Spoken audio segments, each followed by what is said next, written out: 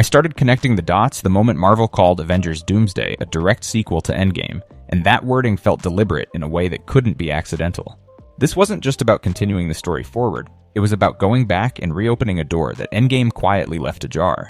Endgame wasn't clean. It felt emotional, heroic, and final, but underneath that emotional closure was a plan built on reckless decisions. The Avengers didn't just fight Thanos, they broke the natural order of time to undo his snap. I noticed how easily we accepted the time heist as a necessary evil, never stopping to question the cost. They borrowed Infinity Stones from the past, fractured moments that were never meant to be touched, and trusted that returning the stones would magically fix everything. But even the Ancient One wasn't fully convinced. She warned Hulk that removing stones would create dark branches, realities left exposed to chaos. That warning wasn't there for flavor. It was Marvel quietly telling us the victory came with consequences. Doomsday isn't about a new threat arriving. I think it's about an old mistake finally demanding payment, and Endgame is the receipt Marvel never cashed in until now. What makes this even more unsettling is how Endgame and Infinity War functioned like two halves of a single story, unlike earlier Avengers films that relied on years of buildup across multiple movies. Infinity War ended on a wound, and Endgame was the bandage. Now Marvel is repeating that exact rhythm. Doomsday and Secret Wars arriving so close together feels intentional, like history looping back on itself. But here's the strange part. Even with 8 years of movies and shows in between, Marvel still calls Doomsday Endgame's direct sequel. That tells me everything I need to know. The multiverse saga didn't truly begin with Loki or Doctor Strange. It began the moment the Avengers decided time itself was a tool. I break this down as Marvel anchoring the future to the last moment everyone remembers clearly. Endgame is emotional shorthand. You don't need to watch every show to understand loss, sacrifice, and desperation. Doomsday doesn't need every detail explained. It just needs you to remember one thing. The Avengers won by cheating the universe, and the universe never forgets.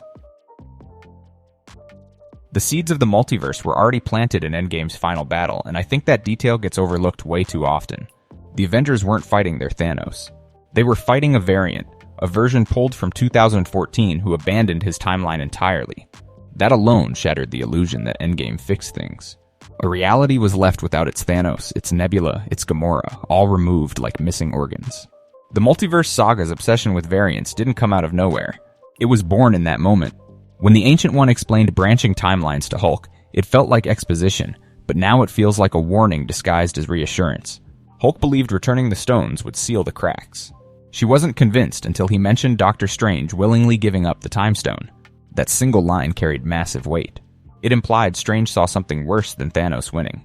I think that moment was Marvel quietly crowning Strange as the architect of everything that followed, for better or worse. Doctor Strange has always had a pattern I can't ignore. He doesn't prevent damage, he chooses the version of reality he thinks can survive it. In Infinity War, he didn't just look at possible futures, he tampered with time itself to do it. That's already multiversal interference, whether he admits it or not. I noticed how every major catastrophe tied to Strange comes from good intentions pushed too far. In one universe, he destroyed reality, trying to save Christine. In another, his obsession with stopping Thanos collapsed everything. Strange doesn't create disasters because he's careless. He creates them because he believes he knows better than the universe. Endgame was built on that same belief. One path, one outcome, one win. But the cost of choosing a single winning timeline is that every losing timeline still exists somewhere, broken and angry. Doomsday, to me, feels like the moment those abandoned realities start pushing back, and Strange is standing at the center of that storm. Then there's Loki, the loose thread Marvel never truly tied off. During the 2012 time heist, chaos slipped through the cracks when Loki grabbed the Tesseract and vanished. That single accident created an entire branch reality, and I think it's one of the most important moments in Endgame. The TVA pruned that timeline, arrested Loki, and tried to pretend it was handled. But it wasn't. That Loki went on to sit at the end of time itself, holding the multiverse together by force of will. If Doomsday wants to explain the multiverse without confusing the audience, Loki is the perfect narrator.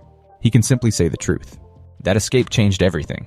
It wasn't supposed to happen, and because it did, reality started drifting. I think Doomsday will use Loki as the bridge, not just between timelines, but between audiences who watched everything and those who didn't. The 2014 timeline is another fracture point that feels dangerously ignored. Thanos, Nebula, and Gamora were pulled out of their natural flow and thrown into the future.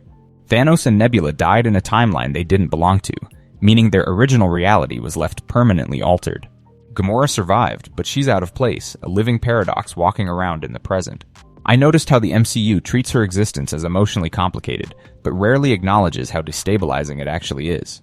She doesn't belong to this timeline, and the universe knows it. These aren't just character arcs. They're pressure points. Every displaced being is a reminder that Endgame didn't restore balance. It rearranged it. Doomsday, I think, will finally show us what happens when too many pieces are moved without permission. One of the most quietly important missions in Endgame happens in 1970, and it was never part of the plan. Tony meeting Howard, seeing his father before his birth, and witnessing Maria pregnant feels emotional on the surface. But I think there's something darker beneath it. That moment wasn't just closure for Tony. It was information. Knowledge passed forward that was never meant to be known. Time travel isn't just about moving bodies through time, it's about leaking awareness across eras.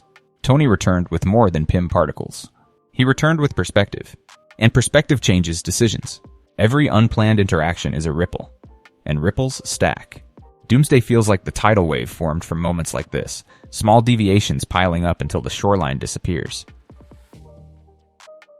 And then there's Steve Rogers, the choice that Endgame framed as romantic but feels haunting in hindsight. Steve didn't just return the stones and come back. He stayed. He lived a full life in the past, creating an entirely new timeline that we barely understand. I think that decision is one of the most dangerous things any Avenger ever did. Steve knew the future. He knew the wars, the deaths, the chaos coming, and he chose silence. Or maybe he didn't. There's a theory I can't shake that Steve witnessed Doomsday and Secret Wars from the shadows, unable or unwilling to interfere. The shield passing from Steve to Sam, and possibly back again, feels like a loop, time folding in on itself. Endgame ended with peace, but that peace was built on timelines left unattended. Making Doomsday a direct sequel to Endgame isn't just smart storytelling, it's survival.